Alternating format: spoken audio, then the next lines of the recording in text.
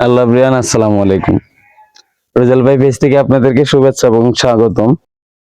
দেখেন, একতলার জন্য আসলে কতটুকু একতলা কাজের জন্য আপনারা দেখবেন গ্রামের যে মিস্ত্রি গুলো আছে বা কন্ট্রাক্টর গুলো আছে তারা সবসময় আপনাদেরকে বলবে যে একতলার জন্য কোনো রডের প্রয়োজন হয় না, ব্রিক্সের উপর একতলা ছাদ দেওয়া যায়। কি কাজ করণীয় আমি আজকে ভিডিওতে আপনাদেরকে বলে দেবো। একতলার জন্য কতটুকু বেজ হবে, কতটুকু কলম হবে, কিংবা কয় সুতা রড আপনারা ব্যবহার করবেন, এই সম্পূর্ণ আজকের এই ভিডিওতে আমি আপনাদেরকে বলে দেবো। আশা করি ধৈর্য সহকারে ভিডিওটা দেখবেন, তাহলে সবকিছু বুঝতে পারবেন।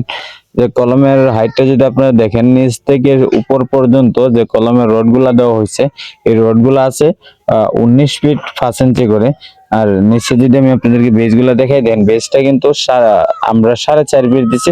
আপনারা একতলার জন্য 3 ফিট বেজ দিলেও হবে, 3 ফিট বেজ দিলেই যথেষ্ট। আমরা কিন্তু একটু বেশি করে দেওয়ার কারণ হচ্ছে এখানে মাটিটা ভালো না, এই কারণে।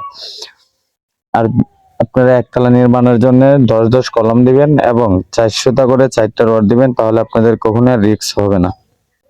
তো আজকে আমরা যে কাজের মধ্যে দাঁড়িয়ে আছি, এটা আসলে একতলা একটা ভবন নির্মাণ হবে বান্ধব।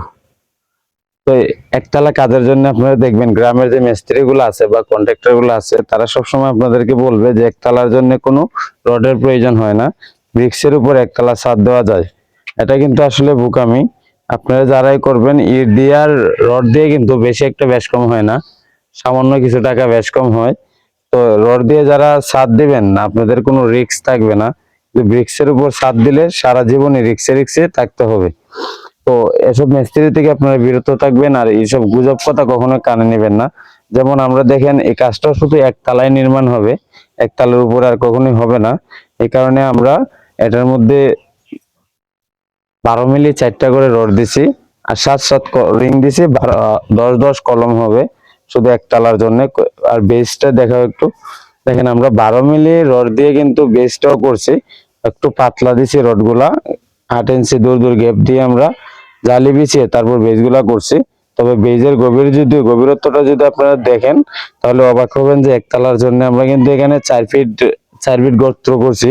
গভীর হাইটে লম্বা যেদিকে দেখতেছেন না কেন, এটা কিন্তু স্কোয়ার 4 ফিট। তো এখানে কিন্তু বেসটা অনেক বড় দেখতেছেন আপনারা, তো আমাদেরকে আবার ভুল বুঝবেন না। এটা কিন্তু এখানে এক জায়গায় একটা বাথরুম হবে, এখানে এক জায়গায় ডাবল বেস পড়ার কারণে আমরা বেসটাকে ডাবল করে দিচ্ছি, কারণ সিঙ্গেল বেস দিলে হয়তো এটা শক্তিটা একটু কম হবে। এই কারণে আমরা ডাবল বেস করে দিছি। ভবিষ্যতে যদি তারা চায় ওটার উপর আরেক তলা টিন দিয়ে করতে পারবে, কোনো সমস্যা হবে না। তো আপনারা যারা আসলে আমাদের ভিডিওগুলো দেখেন, আপনাদের কাছে আমরা রিকোয়েস্ট করবো আমাদের চ্যানেলটাকে সাবস্ক্রাইব করে দিবেন। আর অবশ্যই আমাদের ফেসবুক পেজটাকে ফলো করে দিয়ে আমাদের পাশে থাকবেন, সব সময় আমাদের এই কাজের ভিডিওগুলো পাবেন। আর যদি আপনারা নতুন কেউ থাকেন, আপনাদের কাছে রিকোয়েস্ট করব, সবাই ফুল ভিডিওটা দেখে বাজে মন্তব্য করবেন না, ফুল ভিডিওটা দেখার পর মন্তব্য করবেন। আজে বাজে কোনো মন্তব্য করবেন না। ভালো থাকবেন, সুস্থ থাকবেন, আর অবশ্যই আমাদের চ্যানেলের পাশে থাকবেন সব সময়।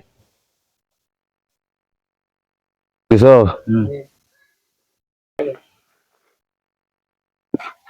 দাও একটু দাও।